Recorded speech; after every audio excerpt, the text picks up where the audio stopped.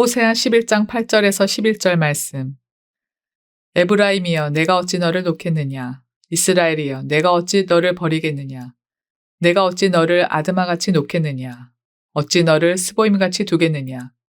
내 마음이 내 속에서 돌이키어 나의 궁율이 온전히 불붙듯 하도다. 내가 나의 맹렬한 진노를 나타내지 아니하며 내가 다시는 에브라임을 멸하지 아니하리니 이는 내가 하나님이요 사람이 아님이라. 내 가운데 있는 거룩한 이니 진노함으로 내게 임하지 아니하리라. 그들은 사자처럼 소리를 내시는 여호와를 따를 것이라.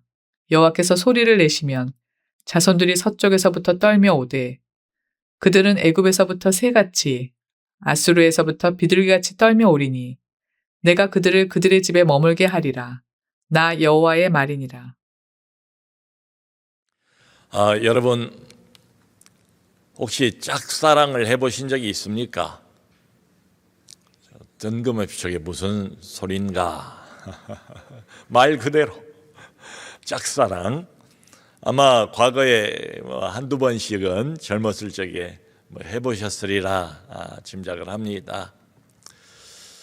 이 성경을 이렇게 보면 특별히 구약 호세아서를 지금 쭉 함께 생각을 하잖아요. 하나님이 꼭 짝사랑을 하시는 것 같아요.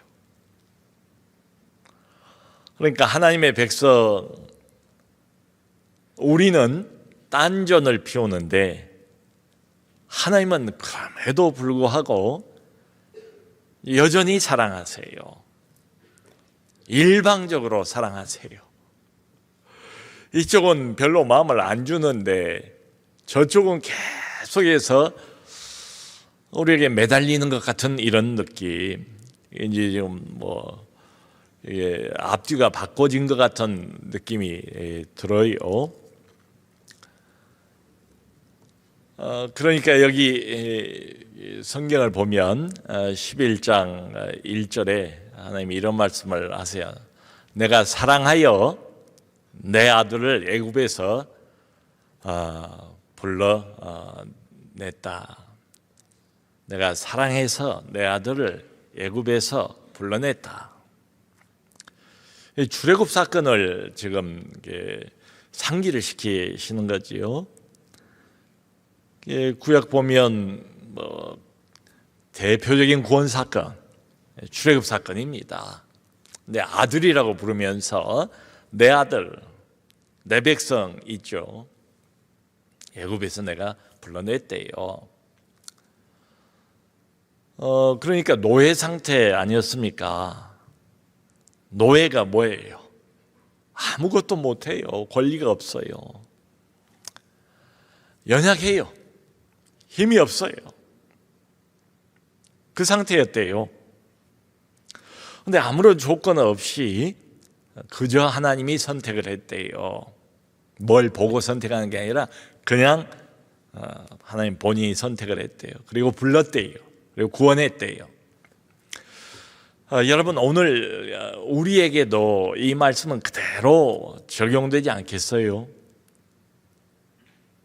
우리의 어떤 조건을 보신 건 아무것도 없어요. 그냥 우리를 선택했대요, 하나님이. 그리고 우리를 부르셨대요. 우리를 구원하셨대요. 그러니까 우리는 빛이 없는 상태에 있었습니다. 그 전에는 어둠이었어요. 무덤 속과 같아요. 근데 그런 무덤의 어둠으로부터 우리를 구원하셨다.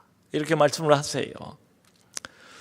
그런데 이제 문제는 내 아들을 이렇게 불렀는데 바로 이제 그 다음 2절을 보면 이런 게 나와요. 선지자들이 그들을 부르면 부를수록 더 멀리 가고, 하나님의 말씀을 대변하는 선지자들이 하나님이 부르시고 건져낸 이 백성, 구원한 이 백성, 부르면 부를수록, 하나님 앞으로 부르면 부를수록 더 멀리 도망을 간다.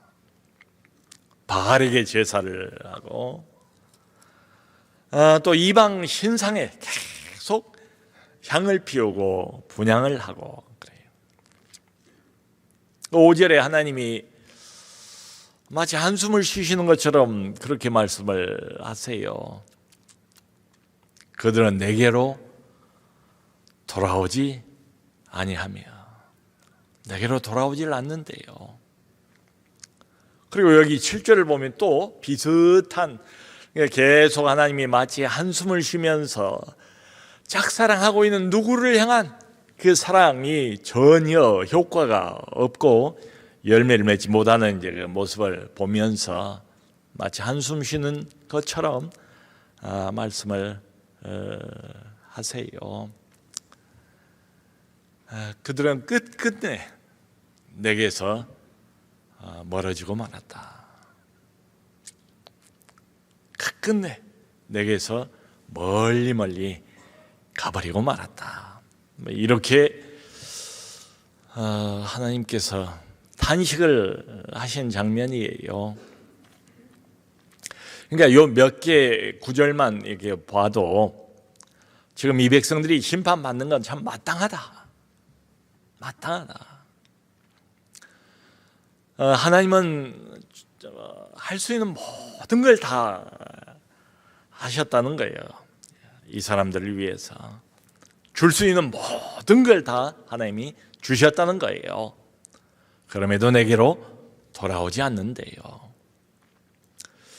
여러분, 도대체 왜 그럴까요? 이 사람들이 뭐가 문제일까요? 이 사람들만 문제일까요? 아니요. 모든 인간이 다 기본적으로 똑같습니다. 우리도 마찬가지예요. 그러니까 사람의 마음이 그만큼 완악해요.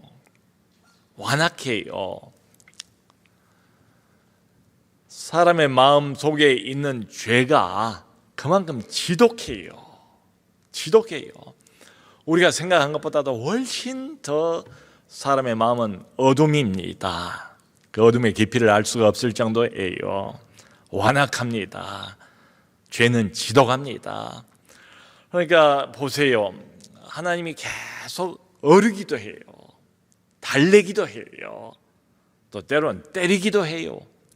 그래도 안 돌아와요. 그게 사람이래요. 그러니까 오죽했으면 이런 사람들을 구원할 수 있는 방법은 딱 하나밖에 없습니다. 죄가 없는 하나님의 아들, 그분이 십자가에서 죽으셔야만 돼요. 여러분, 갈보리 언덕 십자가, 하나님의 아들의 죄 없는 그분의 죽으심이야말로 인간의 죄가 얼마나 지독한 것인가, 뿌리가 깊은 것인가. 그 어느 인간도 스스로는 자신을 결코 구원할 수가 없겠구나. 하나님의 아들의 비참하게 매달려 있는 십자가를 보면 짐작할 수가 있지 않겠어요? 그것 외에는 인류 구원의 방법이 없어요. 나를 구원할 수 있는 또 다른 방법은 없어요. 이런 인간의 마음 상태를 에베소서 2장 1절을 보면 이렇게 표현을 합니다. 죄와 허물로 죽은 너희. 죄, 허물, 죽었대요. 그러니까 우리가 하나님 믿고 지금은 영원히 살아났어요. 근데 우리 주변에도 하나님을 모르고 여전히 어둠 속에 잠겨있는 많은 영혼들, 무덤의 일을 계속하고 있는 수많은 사람들, 너희도 과거에 그랬대요. 죄와 허물로 죽어 있었대요. 여러분, 그러기 때문에 빛이 비춰요. 빛이 없는 게 아니에요. 하나님이 안 계시는 게 아니에요. 빛이 비추는데도 눈이 감겨져 있어요.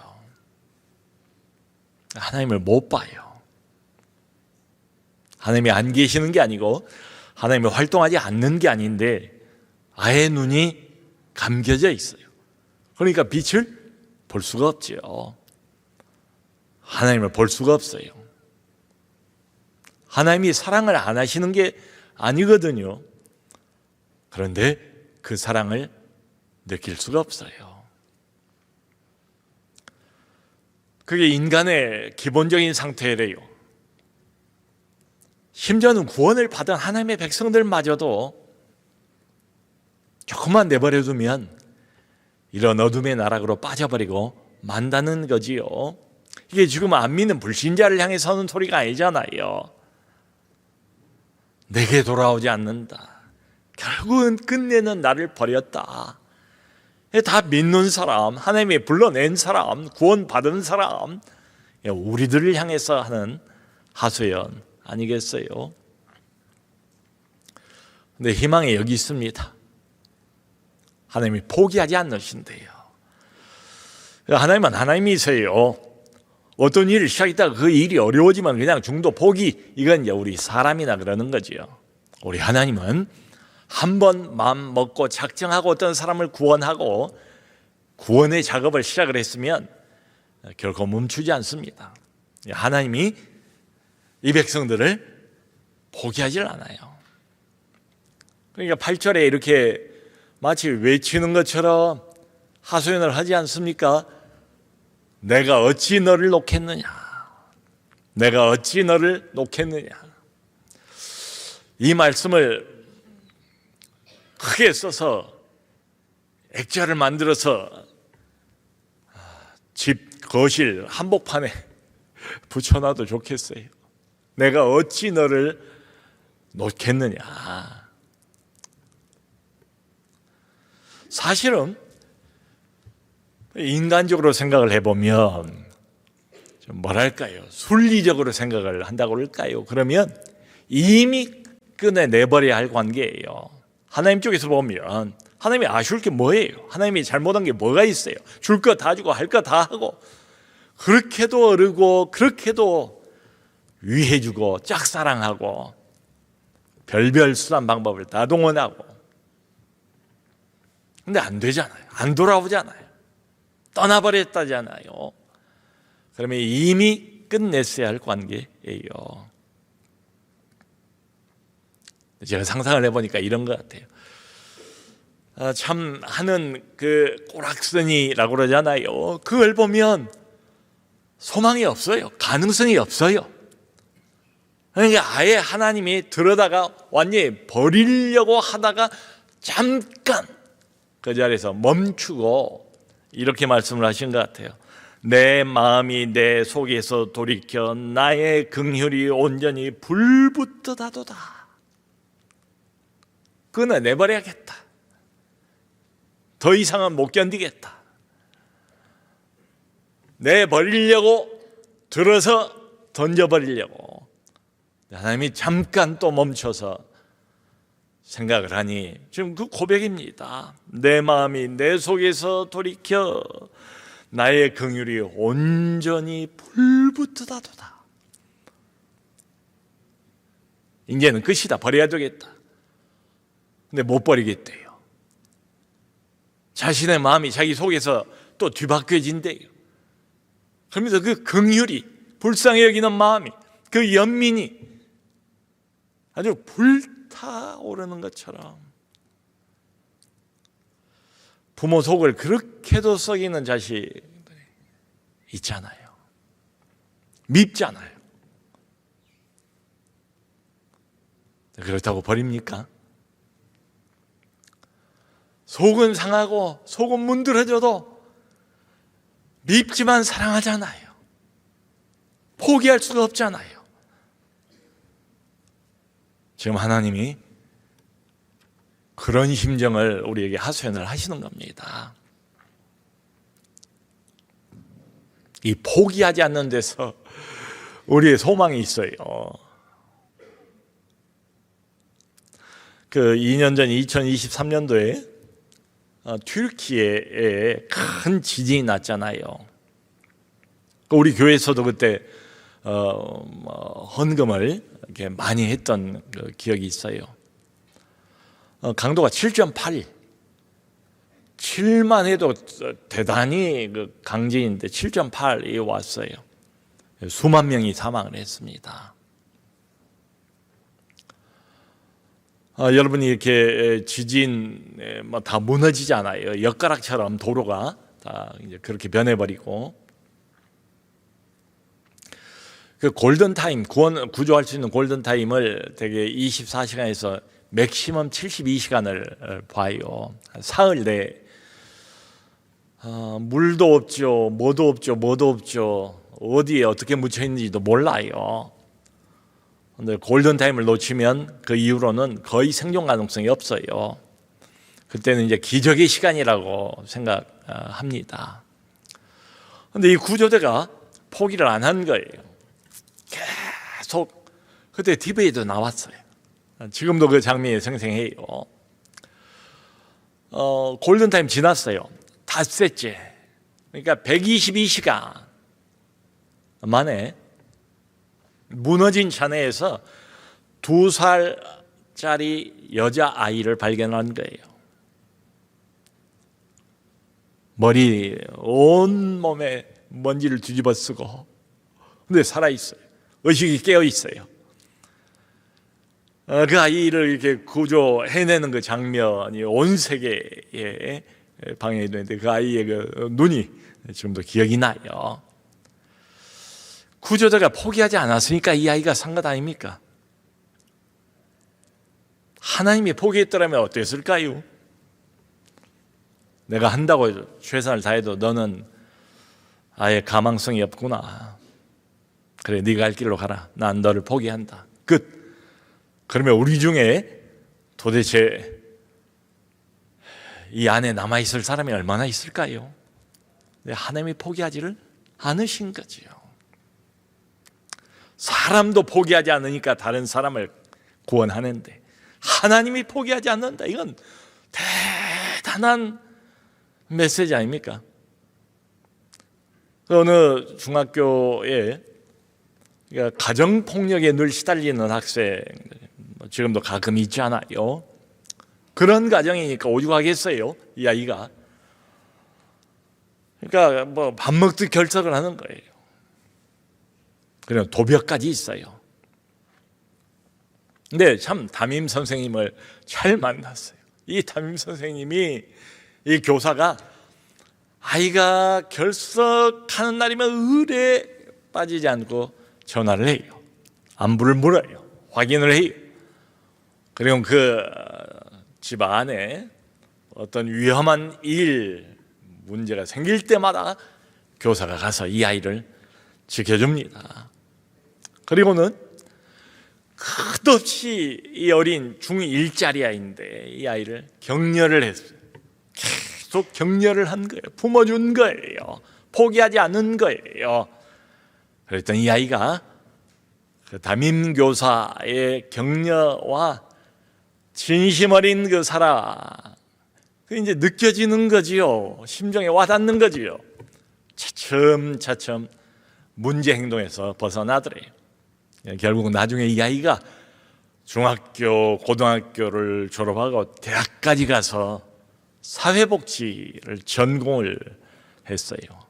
그리고는 사회복지사가 되어서 자기와 비슷한 위기 청소년들을 돌보는 일, 돕는 일을 하게 됐다는 거예요. 여러분, 사람도 이렇습니다. 누군가가 나를 포기하지 않고 끝까지 나를 품어줄 때에 사람은 변해요. 변할 소망이 생기는 거죠. 사람이 사람을 포기하지 않아도 이 정도인데, 온 세상 만물의 주인 되시고 우리 영혼을 만드신 전능자가 나를 포기하지 않는다면 어떻겠어요? 뭔가 일어나지 않겠어요?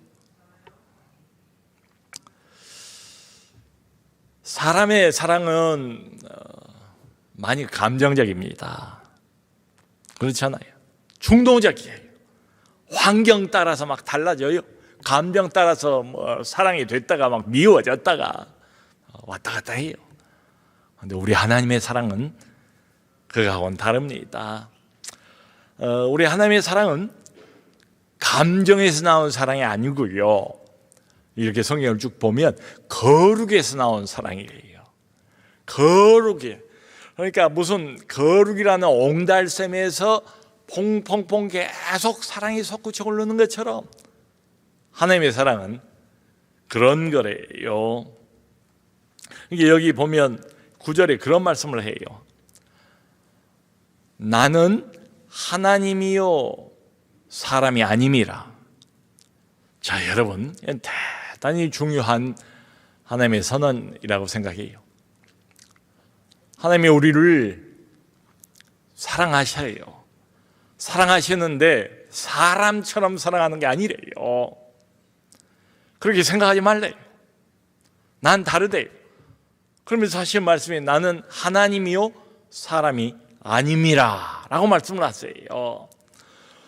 그러니까 이 말씀은 하나님의 사랑은 소위 어떤 감정적인 충동 이게 아니다 이런 뜻입니다. 하나님의 사랑은 이렇게 말씀드릴 수 있어요. 언약적인 결단입니다. 언약적인 결단이에요.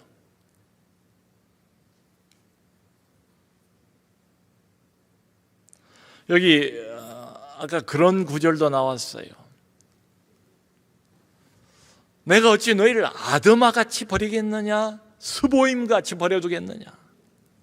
여러분 그 아드마, 스보임 잘 익숙하지 못한 그 단어죠. 지역 명이에요. 소돔과 고모라 시절에 소돔 고모라 옆에 있던 성읍 이름이 아드마 스보임입니다. 소돔 고모라 망할 때 다 망했어요. 그 주변에 이 성읍들도 망해서 마땅하잖아요. 벌받을 만 했잖아요. 하늘에서 유황 비가 억수로 그 지역 성읍을 다 몰살시키지 않았습니까?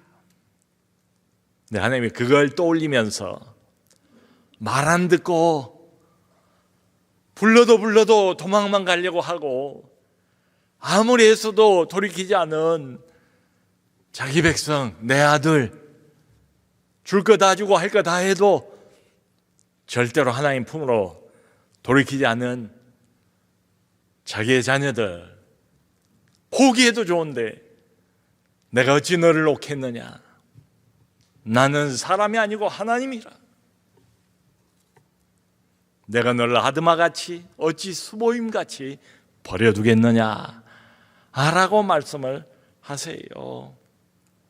하나님이 절대로 버리지 않겠다 이 말이죠. 여러분 그 노벨 평화상 받았던 마더 테레사 뭐 얼마나 세계적으로 존경을 많이 받는 사람입니까? 이분이 인도 그 캘커타 빈민가에서 어려운 사람들 빈민들과 함께 49년입니다. 인도에서 수고하는 거 훨씬 더 이상이에요. 그런데 빈민가를 돌본 세월만 하냐 50년. 그런데 테레사가 한 말이 있어요. 이분이 그런 삶을 살아왔기 때문에 그 말이 힘이 있는 것 같아요. 감정으로 봉사할 수 없습니다. 뭐 한두 번은 괜찮겠지만 감정으로 봉사하는 게 아니고 사랑은 의지의 결단입니다. 사랑은 의지의 결단이래요. 하나님이 그래요. 무슨 사랑하는 감정이 막 그렇게 뭐가 이뻐 보여서 그런 게 아니지요. 언약적인 결단, 하나님의 의지적인 결단. 내가 너를 선택했고 내가 너를 불렀고 내가 너를 내 자녀 삼기로 결정했으니 너는 내 것이라. 그러므로 내가 어찌 너를 놓겠느냐. 그분이 하나님 이세요. 여러분 그러므로 우리 하나님의 그 사랑, 우리를 향한 그 사랑의 근거, 뿌리는 뭔가 하면 우리의 어떤 영적 상태에 절대로 그게 될 수가 없어요. 하나님의 약속입니다. 나와 맺은 하나님의 약속, 언약. 내가 너를 사랑하겠다, 내가 너를 내 백성 삼겠다 말씀하신 걸 약속 말이에요. 여러분, 이렇게 보면 하나님의 나를 향한 이 사랑은 하나님의 본질적인 성품에서 우러나온 사랑이에요.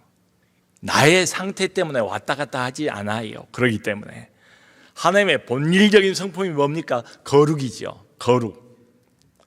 거룩하니까 죄를 그대로 두고 볼 수 없는 것 아니겠어요? 그런데 여러분, 성경을 보면 하나님의 본질적인 성품은 거룩만 있는 게 아니구나. 거룩과 함께 손잡고 가는 또 하나 아주 중요한 하나님의 성품이 뭐냐? 이 사랑입니다. 거룩과 공의, 심판 이것만 있는 게 아니라고요. 아까 그러셨잖아요. 너를 심판하고 버리려고 하다가도 잠깐 내 마음이 내 속에서 돌아선대요. 그래서 긍휼이 불붙듯하도다.